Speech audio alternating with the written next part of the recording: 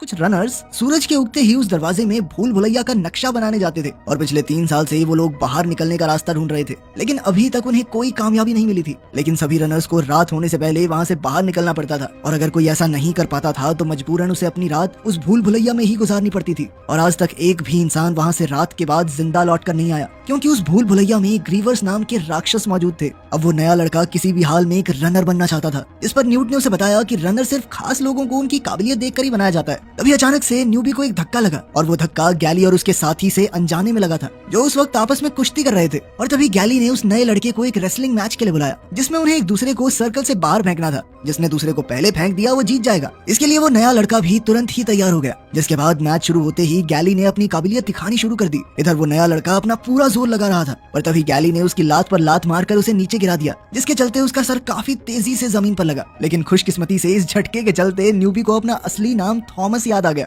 उसी रात थॉमस को अपने सपने में कुछ अजीब दिखाई दिया, जिसमें कभी वो भाग रहा था तो कभी वो एक लैब में था और बीच बीच में एक औरत बार बार कह रही थी कि विकेड इज गुड। अगले दिन एल्बी थॉमस को दीवार के पास लेकर गया, जहाँ सभी लड़कों के नाम लिखे हुए थे। पर तभी थॉमस की नजर कटे हुए कुछ नामों पर पड़ी, जिस पर एल्बी ने उसे बताया कि ये वो लड़के हैं जो अब उनके बीच में नहीं है, यानी जो मर गए। कुछ देर बाद थॉमस जंगल से कुछ सामान लेने के लिए गया, जहाँ उसे पेड़ों पर लटके हुए कुछ कंकाल दिखाई दिए। पर तभी वहाँ उसकी मुलाकात बेन से हुई, जो उस वक्त काफी अजीब बर्ताव कर रहा था। और इससे पहले कि थॉमस कुछ समझ पाता, बेन ने अचानक ही उस पर हमला कर दिया, जिससे बचने के लिए थॉमस ने पहले उसके सर पर एक कंकाल से मारा और फिर तेजी से मदद की गुहार लगाता हुआ भागने लगा। बेन लगातार उसका पीछा कर रहा था, पर खुशकिस्मती से थॉमस समय रहते वापस बस्ती में पहुंच गया, जहां बेन को रोकने के लिए न्यूट ने उसके सर पर जोर से वार किया। इसके बाद उन सभी ने बेन को कैद करते हुए उसके पेट की जांच की, जहां उन्हें काफी अजीब सी दिखने वाली चोट मिली और ये देखते ही उन्होंने बेन को एक पिंजरे में डाल दिया। जिसके बाद एल्बी ने थॉमस को बताया कि असल में बेन एक बहुत खास प्रोसेस से गुजर रहा है, जिसे चेंजिंग कहा जाता था, और ये भूल भुलैया के अंदर मौजूद ग्रीवर्स नाम के उन राक्षसों के डंक की वजह से होता था। लेकिन आज सूरज की रोशनी में ये पहली बार हुआ था। बेन की बिगड़ती हुई हालत को देखकर उन सभी ने दरवाजे के बंद होने से ठीक पहले उसे भूल भुलैया में डाल दिया। उसी रात थॉमस को दोबारा सपना आया, जिसमें उसे एक औरत उसी लैब में दिखाई दी और इसके साथ ही उसके सपने में एक लड़की भी थी, जो एक्सपेरिमेंट में उसके साथ थी।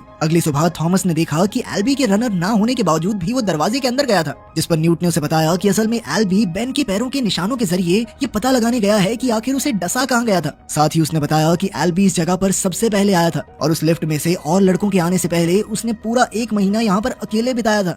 उसी शाम सभी लोग चिंता में थे, क्योंकि एल्बी और बाकी रनर्स अभी तक वापस नहीं आए थे और इसीलिए वो लोग दरवाजे पर खड़े होकर उनका इंतजार कर रहे थे। और तभी उनकी नजर मीनो पर पड़ी, जिसने जख्मी हो चुके एल्बी को अपने कंधे पर उठाया हुआ था। इससे पहले कि वो इस तरफ आ पाता, दरवाजे बंद होने लग गए और ये देखकर सभी लोग काफी ज्यादा घबरा गए थे। पर थॉमस उन्हें बचाने के लिए बिना कुछ सोचे भूल भुलैया में घुस गया और उसके अंदर जाते ही वो दरवाजा बंद हो गया। अंदर पहुंचकर जैसे ही थॉमस ने एल्बी को देखा तो वो तुरंत ही समझ गया कि एल्बी को भी डस लिया गया है, जिसके चलते मीनो को उसे बेहोश करना पड़ा। तभी उन्हें ग्रीवर्स के आने की आवाज सुनाई दी, पर थॉमस किसी भी हाल में एल्बी को बचाना चाहता था। पर मीनो ने कहा कि ऐसा हो ही नहीं सकता, एक बार जिसको डस लिया वो गया काम से। पर तभी थॉमस की नजर एक दीवार पर उगे हुए पौधे पर पड़ी और उसने मीनो की मदद से एल्बी को उन पौधों के बीच में टांग दिया। अभी वो लोग इस पर काम कर ही रहे थे कि तभी एक ग्रीवर उनके काफी पास आ गया, जिसे देखते ही मीनो तो वहाँ से भाग गया, पर थॉमस ने पेड़ों के पीछे छुपने से पहले एल्बी को किसी तरह से टांग दिया, जिसके चलते ना तो उस ग्रीवर की नजर एल्बी पर पड़ी ना ही थॉमस पर। लेकिन इसी बीच थॉमस को एहसास हुआ कि ये ग्रीवर कोई असली राक्षस नहीं है, बल्कि ये किसी तरह की मशीन है, जिन्हें राक्षस का रूप दिया गया था।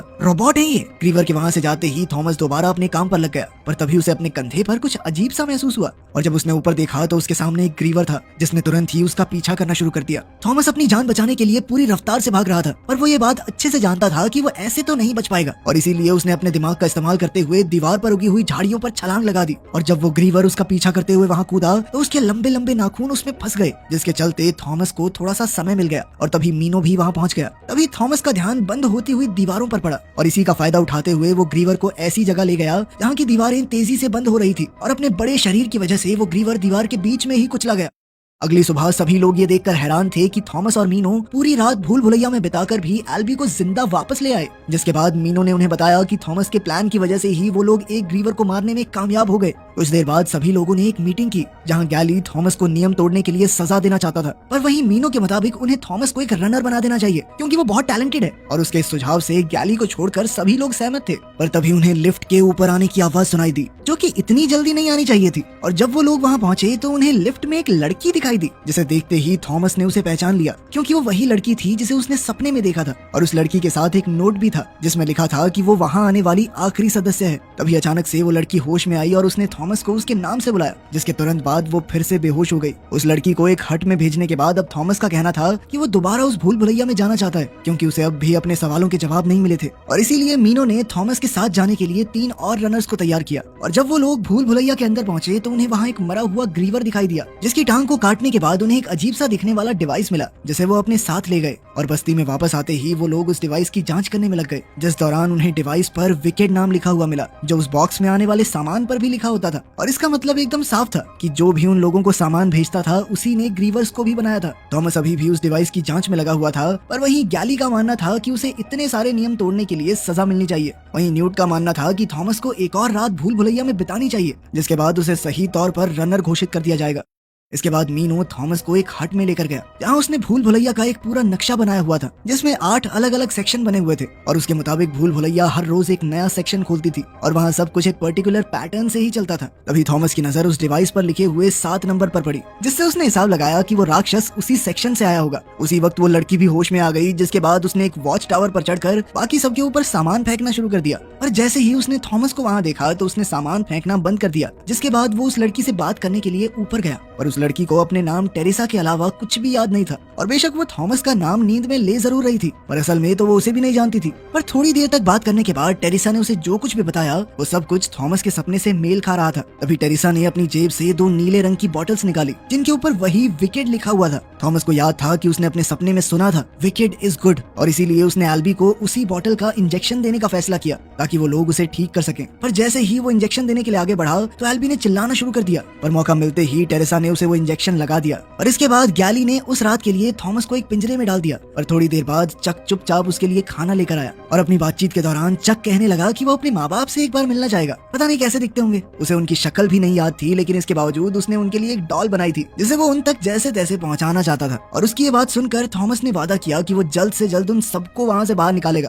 अगली सुबह सूरज के निकलते ही मीनो और थॉमस तेजी से भूल भुलैया के अंदर घुसे और मीनो की मदद से वो लोग फटाफट सेक्शन 7 तक पहुंच गए, जो आमतौर पर एक और हफ्ते तक खुलना नहीं चाहिए था। और तभी उनकी नजर बेन के कपड़ों पर पड़ी, जिसे देखकर उन दोनों ने हिसाब लगाया कि वो ग्रीवर शायद बेन को यहाँ तक घसीट लाया होगा। ठीक उसी वक्त अचानक से उस डिवाइस से आवाजें आने लगी, जिसे सुनकर थॉमस को लगा कि शायद वो उन्हें रास्ता दिखा रहा है, और इसीलिए उन्होंने उस आवाज का पीछा करना शुरू कर दिया। हर सही मोड़ के बाद वो आवाज और तेज हो जाती थी और ऐसे ही चलते चलते वो लोग एक ऐसी जगह पहुंच गए जहाँ मीनो कभी आया ही नहीं था। उस जगह पर एक बहुत बड़ा ब्रिज बना हुआ था, जिसके आखिर में एक दीवार थी। लेकिन जैसे ही वो उस दीवार के पास पहुंचे तो उस डिवाइस ने उनके सामने एक नया रास्ता खोल दिया और अब उनके सामने एक गुफा थी। पर जैसे ही वो गुफा के अंदर गए तो एक लाइट ने अचानक उन दोनों को स्कैन करना शुरू कर दिया, जिसके अगले ही मिनट अचानक से वो गुफा बंद होने लगी। ये देखते ही वो दोनों पूरी रफ्तार से भागने लगे। पर जैसे ही वो सेक्शन 7 से बाहर निकलने वाले थे तभी अचानक से एक दीवार नीचे गिर गई, जिससे वो बाल बाल बचे। वो अपनी पूरी रफ्तार से भाग रहे थे और उनकी आंखों के सामने ही उनके आसपास की भूल भुलैया बदलती जा रही थी, लेकिन फिर भी वो किसी तरह से बच बचाकर जिंदा बाहर निकलने में कामयाब हो गए। बस्ती में वापस आते ही उन्होंने बाकी लोगों को बताया कि उन्हें बाहर निकलने का रास्ता मिल गया है, लेकिन गैली इस बात से खास खुश नहीं था और उसने कहा कि ये कोई जाल भी हो सकता है। और इस बात को लेकर थॉमस और उसके बीच बहस शुरू हो गई। पर तभी टेरेसा ने उन्हें एल्बी के होश में आने की खबर दी, जिसे सुनते ही वो लोग तुरंत उससे मिलने के लिए पहुंचे, जिसने उन्हें बताया कि अब वो लोग कभी बाहर नहीं निकल सकते। और थॉमस तो हमेशा से उनका पसंदीदा था। और फिर उसने थॉमस से पूछा कि आखिर वो यहाँ क्यों आया है। पर तभी उन्होंने देखा कि आज भूल भुलैया का रास्ता बंद नहीं हुआ था,